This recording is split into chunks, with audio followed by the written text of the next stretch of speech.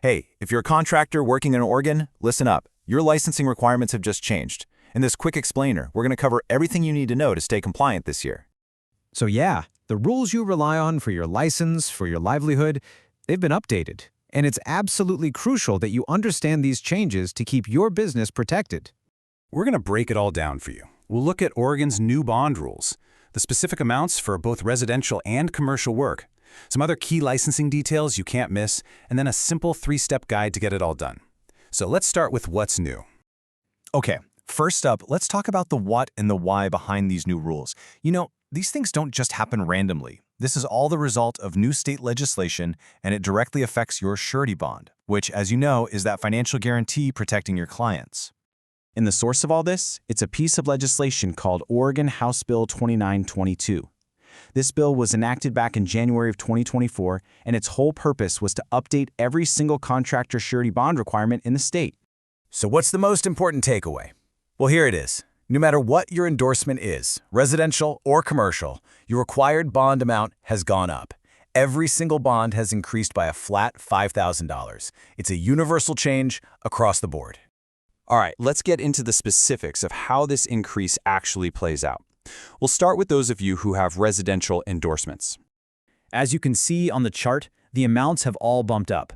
For instance, if you're a residential general contractor, your bond has gone from $20,000 up to $25,000. And for residential specialty contractors, you're now looking at a $20,000 bond up from $15,000. Next up, let's flip to the other side of the coin and look at Oregon's commercial contractors. The same $5,000 increase applies here, but of course the total amounts are a bit higher to begin with. You can see that same pattern here for commercial work. A commercial general contractor level 1 bond, for example, is now $80,000, up from $75,000. And it's interesting to note that now, level 2 general and specialty contractors both require that same $25,000 bond. Okay, so we've covered the bond amounts, but there are a few other really important details you've got to know to make sure your Oregon license stays in good standing.